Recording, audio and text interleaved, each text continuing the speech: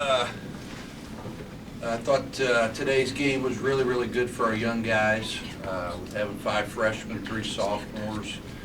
We were very grateful that Hugs decided to play us. Hopefully they got something out of it. I know we did. You know, the game's going to be really called differently. I think you guys all saw that anytime you drive the ball, you know, there's going to be fouls called. But it was a great experience for our kids, our community, and now we can go back to our schedule and get ready for this weekend. Questions? Jerrod, the amount of fouls. I mean, there's really no rhythm to the game whatsoever. You had 5 kids foul out, 40 fouls. Yeah, they shot 54 free throws, and I kept wearing Doug's sermon out, and he said, we got to coach them better. So we're going to have to go back and watch the tape and definitely play some zone. And I was shocked the amount of fouls were called, but you know, all these new rules, so they got to call them. And anytime you're playing a more physical team, they're going to drive you, and our guys are going to put your hands on people. But I think it'll be interesting to see what happens in the Big 12 because it's such great athletes and physicality. That's where you know. I think that you'll see a difference at that. Hopefully they won't call those.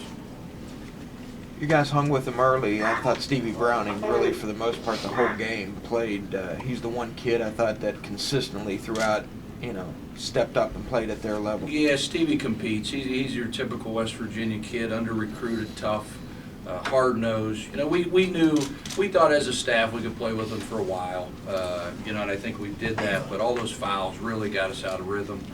Brendan Cooper was not very good. Keyshawn wasn't himself.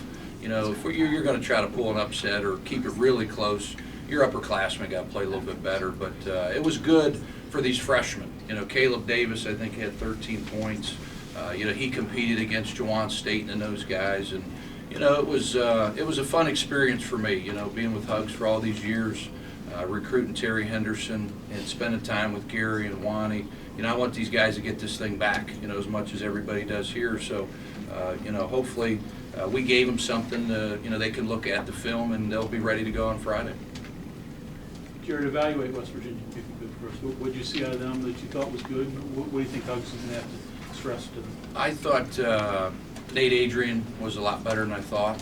I've been hearing that. You know, we're only 20 minutes away. I thought they passed the ball pretty well. I thought their chemistry was good. Obviously, they got to get Terry healthy. They got to get Remy healthy.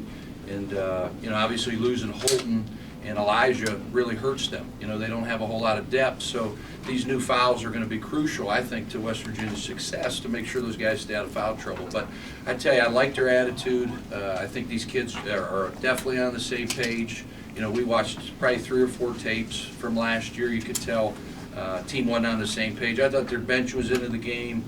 Their kids were, you know, they like each other, and I think they're, you know, more coachable this year. Talk about your team. What do you have to do the rest of this week to get ready for that? We're off tomorrow because you got to take a day off, Cliff, but then we'll go Wednesday, Thursday, Friday.